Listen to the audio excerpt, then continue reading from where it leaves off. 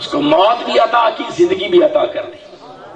یہ وہ مقام ہے جہاں پر موت اور زندگی، لوح محفوظ کی تحریر کا بدل جانا، یہ بندہ مومن کی زبان کے ماتحت ہو جاتا۔ وہ موت کہہ دے تو موت ہو جاتی ہے، وہ زندہ کہہ دے تو زندگی ہو جاتی ہے۔ موت اور حیات کیا ہے؟ لوگ سمجھتے ہیں پتہ نہیں موت ایسی چیز ہے جو ہمیشہ کے لیے ختم کر جاتی ہے، نہیں۔ اس لیے یہی وجہ ہے حضور غوث پاک کے، میں نے پڑھا ایک عیسائی راہب، بوڑھا راہب، وہ مناظرہ کرنے کے لیے حضور غوث پاک رضی اللہ تعالیٰ عنہ کے پاس آیا اور کہنے لگا کہ میں نے آپ کے قرآن کو پڑھا ہے، اس میں لکھا ہے کہ حضرت عیسیٰ علیہ السلام وہ مٹی کے پتلے بنا کر ان میں پھونک مارتے تھے تو وہ زندہ ہو کے اڑ پڑتے تھے۔ عیسائی بوڑھا راہب حضور غوث پاک کو کہتا ہے کہ ہمارے نبی کا پرندوں کو زندہ کرنا، مردوں کو حیات دینا ثابت ہے، مگر آپ کے نبی کا ثابت نہیں، قرآن میں کوئی آیت ایسی کوئی نہیں۔ حضور غوث پاک نے فرمایا بھی ہمارے آقا کا معاملہ تو وراء الورا ہے، آؤ تمہارے ساتھ قبرستان جاتا ہوں، اگر کوئی تمہارا مردہ ہے تو اسی کو آزما لیتے۔ تو راہب ساتھ ہو گیا، اپنے قبرستان میں لے گیا، اس نے ایک قبر دکھائی جو کوئی کم و بیش 750 سال پرانی تھی۔ حضور غوث پاک کھڑے ہو گئے، اس کو پاؤں مارا، فرمایا تم باذن اللہ، بس یہ حکم فرمایا، قبر کھل گئی اور اس میں سے ایک عیسائی پادری اٹھ کے بیٹھ گئے۔ ہم نے فرمایا ہمارے آقا کا معاملہ تو ورا، ہم تو ان کے غلام ہیں، ہماری کیفیت یہ اگر ہماری زبان سے نکل جائے تو مردے حیات پا جاتے۔ یہ ولایت کا مقام، اس لیے اللہ رب العزت نے، وہ ذات جانتی تھی وہ علیم الخبیر ہے کہ کئی منکر ہوں گے اور یا کی نشانوں کے ماننے والے نہیں ہوں گے، اس لیے قرآن مجید میں ایک آرٹیکل اس نے پہلے ہی رکھ دیا، یمحو اللہ ما یشاء ویثبت وعندہ ام الکتاب کے لوگوں، مجھے حاجت نہیں ہے تقدیروں کے بدلنے کی، ہاں محبوبوں کے ہاتھ اٹھیں گے میں تقدیر بدل دوں گا۔ اور وہ ایسے بدلتی کہ بغداد کا ایک تاجر تھا، بہت بڑا تاجر، وہ شام کی طرف تجارت کے لیے جانا چاہتا تھا، تو حضور غوث پاک رضی اللہ تعالیٰ عنہ کے پاس اجازت لینے آیا کہ حضرت میں تجارت پہ جانا چاہتا ہوں، مجھے اجازت ہے۔ حضرت غوث پاک رضی اللہ تعالیٰ نے منع فرما دیا کہ مت جاؤ۔ وہ ایک اور ولی اللہ تھا بغداد کا، ان کے پاس چلا گیا کہ مجھے شام میں تجارت کے لیے جانے کی اجازت چاہیے۔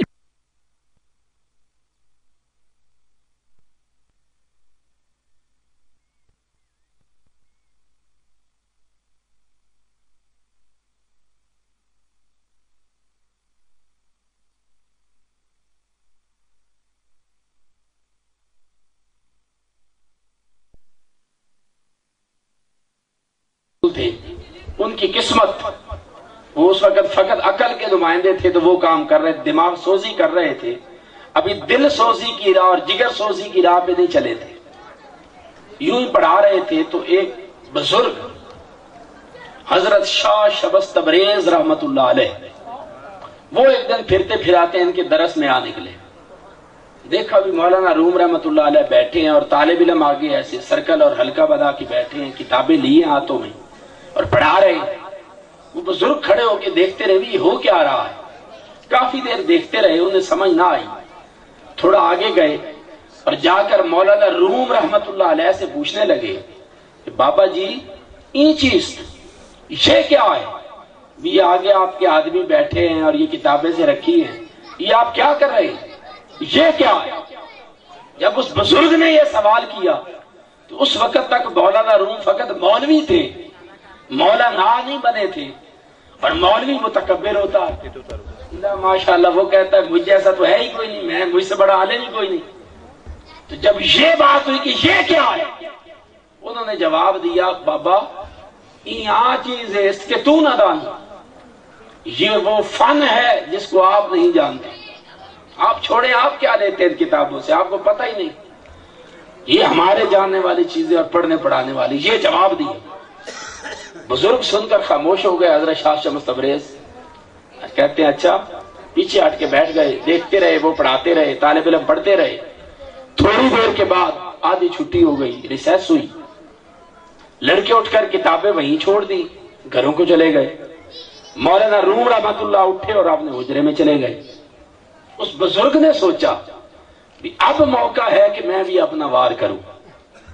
انہوں نے کیا کیا، ابھی ہاتھ کی لکھی پرانی کتابیں تھی، ساری اکٹھی کر لی، پاس ہی تالاب تھا جس میں وضو کرتے تھے، ساری کتابیں اٹھا کے جا کے تالاب میں پھینک دی۔ مجھے کہتا ہے تجھے نہیں پتا، ٹھیک ہے، پھر ساری پھینک دی۔ ان کی سیاہی تعلیل ہو گئی، تالاب کا رنگ سیاہ ہو گیا، ان کی سیاہی اتر گئی کتابوں۔ تھوڑی دیر بعد طالب علم آیا، درویش خود پاس بیٹھ گیا، تماشا دیکھ رہے ہیں آپ کیا ہوتا ہے۔ تھوڑی دیر بعد طالب علم آئے، دیکھا بھی کتابیں کوئی نہیں، بڑے غصے ہوئے، شور مچایا، تالاب کو دیکھا اس کا رنگ سیاہ ہے، درویش پاس بیٹھ کے ہنس رہا ہے۔ انہوں نے شور مچایا، مولانا روم رحمت اللہ علیہ غصے کے ساتھ اپنے حجرے سے باہر تشریف لائے، آ کر دیکھا بھی کتابیں نہیں، جلال میں آ گئے، جلال میں آ گئے کہ یہ کیا ہے۔ اس بزرگ کو کہنے لگے یہ آپ نے کیا کیا، ہمارا سارا علمی خزانہ تباہ کر دیا، پانی کی نظر کر دیا، اب ہم پڑھیں گے کیسے، پڑھائیں گے کیسے؟ قرآن تھا، حدیثیں تھی، تفسیریں تھی، تو غصے میں آ گئے، جلال میں آ گئے۔ مولوی جلال میں بھی جلدی آتے ہیں، وہ درویش تھے، وہ آگے سن کے ہنستے رہے، صوفیاء ہنستے رہتے ہیں، مولوی لڑتے رہتے ہیں، ہے یہ کیفیت بھی تو ہوتی ہے۔ حضور شیخ الاسلام ڈاکٹر محمد طاہر القادری مدد اللہ علیہ وہ ایک واقعہ بیان کرتے ہیں۔ آپ فرماتے ہیں ایک بادشاہ بڑے عرصے غور کرتا رہا، یہ جو دونوں طبقات ہیں، علماء کا اور صوفیاء کا، ان میں سے سچا کون سا ہے؟